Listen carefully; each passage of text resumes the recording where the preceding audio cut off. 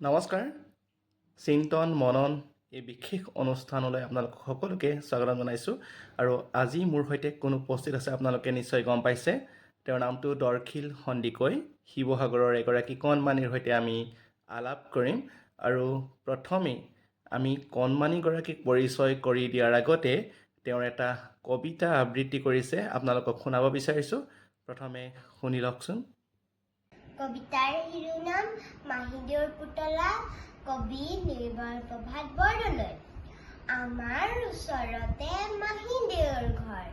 মাহীদেউৰ পুতলাটোৰ হ'ল এদিন জ্বৰ পানী লগা জ্বৰ হাঁচিও ডাক্তৰ ডাক্তৰ মাহীদেউৱে ক'লে ডাক্তৰ আনিবলৈ দাদাই লৰ দিলে দৌৰ দৌৰ দৌৰ টক টক টক দুৱাৰত ডাক্তৰে কৰে টক টক পুতলাই ভয় খাই থপে থপ থপ ভয় নাই ডাক্তৰে ক'লে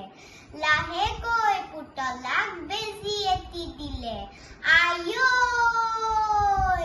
দৰৱ খালে গাখীৰ খালে জ্বৰ ভাল হ'ল হাঁহি হাঁহি পুতলাই খেলিবলৈ গ'ল সুন্দৰ কিমান যে ভাল লগা নহয়নে দৰখিল তোমাৰ যিটো কবিতা আবৃত্তি তুমি কৰিলা বহুত ধুনীয়া হৈছে তোমাৰ নামটো যিহেতু মই কৈ দিলোঁৱেই তথাপিও তোমাৰ মুখেৰে এবাৰ তোমাৰ পৰিচয়টো দিয়াচোন নমস্কাৰ মোৰ নাম দৰখিল সন্দিকৈ দিল্লী পাব্লিক স্কুলত পঢ়োঁ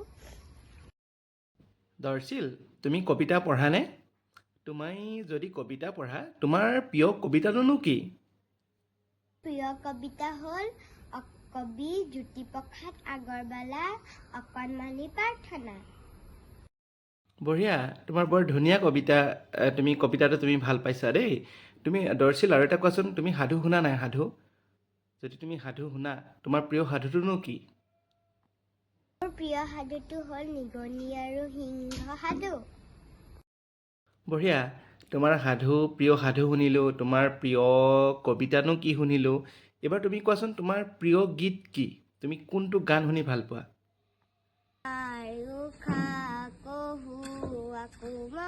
শেৱালি কোমল হাঁহি হৰিলে শুনাই এটি কিবা মিঠা বাঁহী হালধীয়া চেনেহীৰে উখল দৰখিল তুমি স্কুললৈ যোৱা স্কুল গৈ ভাল পোৱা নাই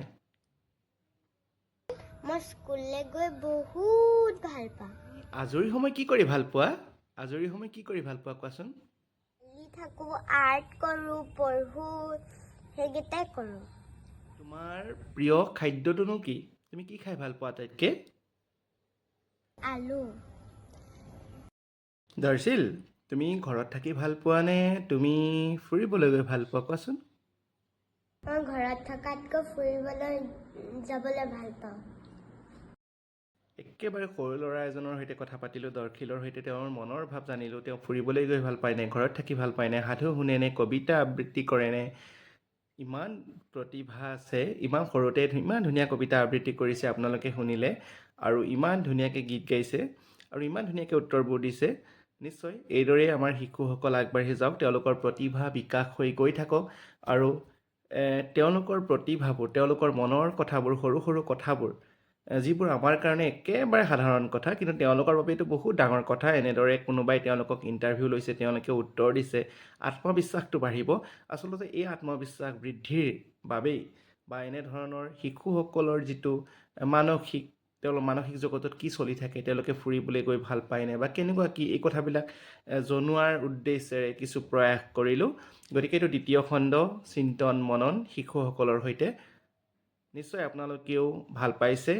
আমাক মতামত দি যাব আমি এনেদৰে প্ৰতি সপ্তাহত এটা দিন এজন শিশুৰ সৈতে আলাপ কৰিম আপোনালোকেও চাবলৈ পাব নিশ্চয় ভাল পালে কমেণ্ট কৰিব লাইক কৰিব ধন্যবাদ